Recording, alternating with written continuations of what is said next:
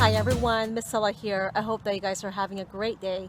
Today I'm going to be cutting off these flower stalks that are growing on our rhubarb plants. And the reason why is because you want the energy to focus on growing the leaves and the stalks, because that's what you're going to be using out of this plant.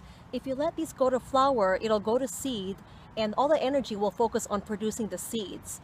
So I'm going to go ahead and cut them right at the base as low as possible. That way the stalks don't rot, which will provide a home for insect pests or slugs and can damage the whole plant. So you want to cut them as low as possible, as much as possible. That way it won't rot. So I'll be taking the flower stalks inside in a vase and hopefully it'll bloom and we get to see it bloom in its beautiful flowers.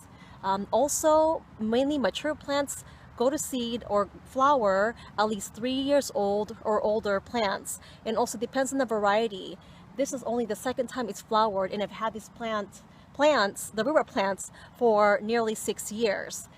They were planted here before we moved in, so I think they're a little bit older than that, maybe even close to 10 years old.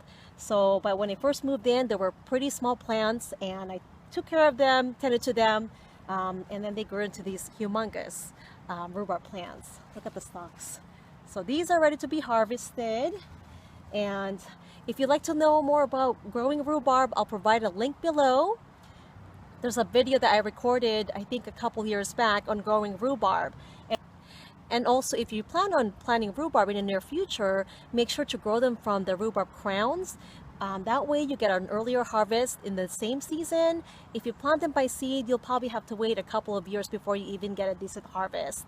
The stalks are ready to be harvested when they're at least 12 inches long. Some of these are close to 16 inches long already. So we'll be harvesting some rhubarb this weekend.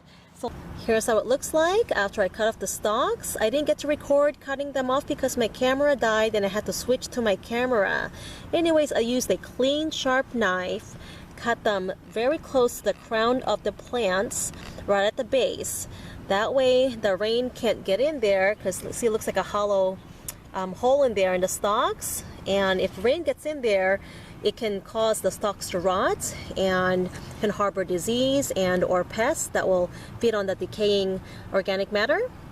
Here are the stalks that I'll be putting in a vase. Watch them bloom indoors. I cut off 4 stalks. And also, here are some decaying leaves, some dead foliage that I went ahead and cut off as well. If you leave them on the plant, it can cause disease or attract pests that will feed on decaying matter, such as slugs, snails.